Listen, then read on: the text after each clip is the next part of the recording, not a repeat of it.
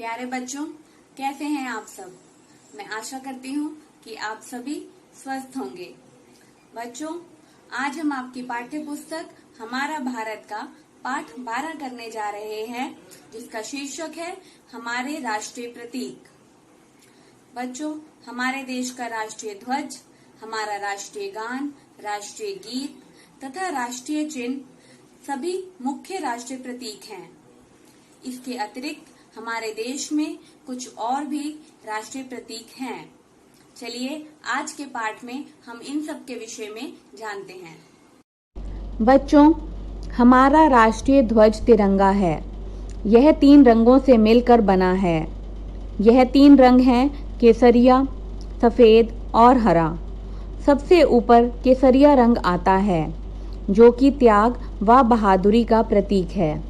उसके बाद सफेद रंग, जो शांति व सच्चाई का प्रतीक है, और सबसे नीचे हरा रंग, जो खुशहाली को दर्शाता है। सफेद पट्टी के मध्य में एक चक्र होता है, जो कि नीले रंग का होता है, और यह चक्र उन्नति का प्रतीक है। पहले तिरंगा केवल राष्ट्रीय महत्व की इमारतों पर फहराया जाता था, लेकिन अब हम इसे किसी भी इमारत पर फहरा सकते हैं।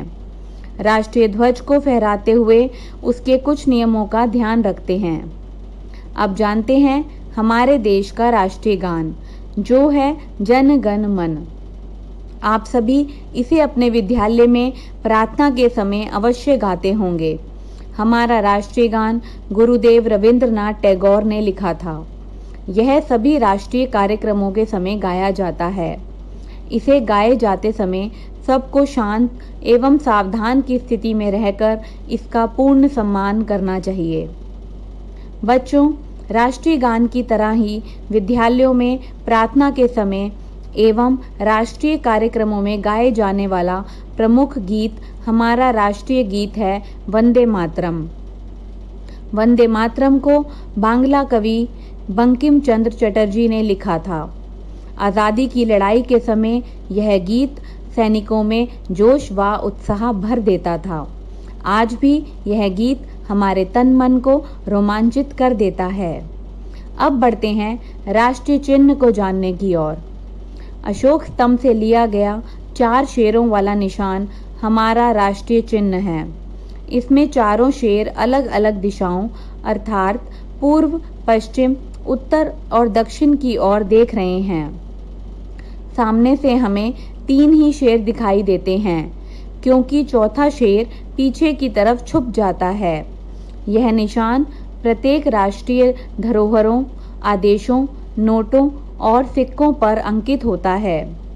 इसी प्रकार हमारे देश के अन्य राष्ट्रीय प्रतीक भी हैं, जैसे बाघ हमारा राष्ट्रीय पशु है, कमल हमारा राष्ट्रीय फूल तथा आम हमारा राष्ट्रीय फल है।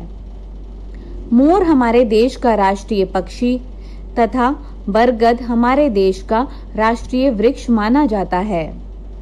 हॉकी को हमारे देश में राष्ट्रीय खेल का दर्जा प्राप्त है। इसी तरह गंगा डॉल्फिन राष्ट्रीय जलीय जीव एवं गंगा हमारे देश की राष्ट्रीय नदी है।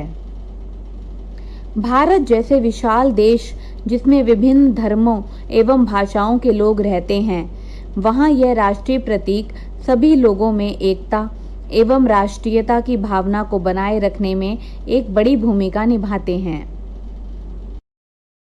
बच्चों, मैं आशा करती हूँ कि आज का पाठ आप लोगों को बहुत ज्ञानवर्धक लगा होगा और आप सबने कई नई चीजों के बारे में जाना होगा। आप सभी बच्चे सभी राष्ट्रीय प्रतीकों की एक सूची बनाइए। चलिए अब हम मिलेंगे अगले सप्ताह आपकी पाठ्य पुस्तक के एक नए पाठ के साथ। तब तक आप सभी अपना और अपने परिवार का ख्याल रखें।